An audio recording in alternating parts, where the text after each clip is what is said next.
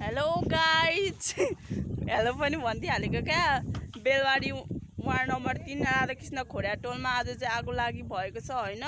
गाउँमै चाहिँ लागेको होइन, गाउँ छेउ बस्तीमा लागेको छ। पोहोर परार पनि लागेको थियो। हामीले पुलिसलाई पनि खबर गरेको छौँ, उहाँले मजाले कुरा बुझ्नु भएको छैन। त्यही भएर मैले यो भिडियो बनाउन बाध्य हुँदैछु। यहाँ गाजा चुरोट खाने मान्छेहरूको अत्याधिक छ, त्यही भएर अत्याधिक के परे त्यो छ, मलाई भन्न आएन होइन। मैले अहिले अतारिरहेको छु। हामी अहिले चाहिँ सबै निभाएर सबैजना यस्तो बसिरहेको छौँ। अहिले चाहिँ शान्त अवस्था भइरहेछ। तर पनि यो गाँजा चुरोट खाने, यो ड्रग्स खानेहरू यता धेरै केटाहरू आउँछ हाम्रो गाउँमा, त्यस्तैहरू छन्। यो है भन्न चाहिँ सकिँदैन। तर पनि यो कुराहरू सबैले सतर्क गर्नु होला। आज धेरै हावा चलेको कारणले पनि होला, थोरै सानो आगोको झिल्काले नै हुनसक्छ होइन। देख्न सक्नुहुन्छ आगो लागि धेरै ओगटेको छ। आगो परसम्म देख्न सक्नुहुन्छ। एउटा सानो आगोले कतिसम्म क्षति पुर्याएको छ देख्न सक्नुहुन्छ। यहाँ ठुलो थुप्रो थियो परालको, त्यो पनि जलाएको छ।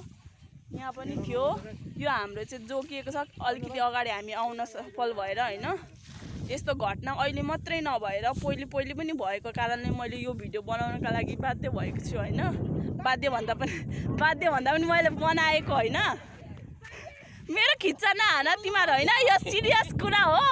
मेरो खिच्चा नहान, सबैले यो भिडियो हेरिदिनु होला। अनि तपाईँहरू पनि सतर्क रहनु होला। एकचोटि मात्र होइन, बार यहाँ यस्तै घटना घटिरहेछ। त्यही भएर मैले यो भिडियो बनाएको। त्यसैले हामीले पुलिसलाई पनि खबर गरेको, मजाले कुरा बुझ्नु भएन। तपाईँहरूले बेलबारी नगरपालिका वार्ड नम्बर 3 राधाकृष्ण खोडिया टोल लन्जा छेउमा यो यस्तो घटना घटेको हो। तपाईँहरू देख्न सक्नुहुन्छ। मलाई मजाले भन्न पनि त्यस्तो केही गर्न आउँदैन, त्यही पनि मैले यो प्रमाणको लागि गर्दैछु होइन। भिडियो देख्न सक्नुहुन्छ। पुरा परालहरू जलेर सबै क्षति भएको छ। अलिकति हामी अलिकति अगाडि आएर जोगिन सफल भएको छ।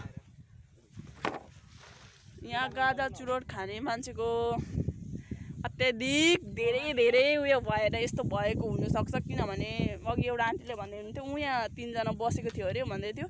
यो आगो लागि यो परबाट भएको, पर धेरै ठाउँमा भएको छ होइन। म चाहिँ युट्युबर भइहालेको क्या।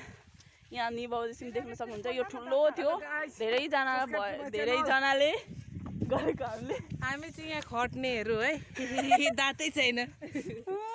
गाह्रो छ, धेरै गाह्रो छ। के भन्न चाहन्छु भने अन्त्यमा केही भन्नु नै आएन मलाई केही भन्नु नै आएन। पुलिस प्रशासन हुनुहुन्छ, को हुनुहुन्छ, तपाईँहरूले ध्यान गरिदिनु होला। यहाँ हाम्रो कसले यस्तो घटना घटाइरहेछ कृपया पत्ता लगाइदिनु होला। मलाई भन्न आउँदैन होइन। तपाईँहरूले कृपया पत्ता लगाइदिनु होला। फेरि यस्तो घटना नघटोस् भन्न चाहन्छु। बाई, यति नै होइन।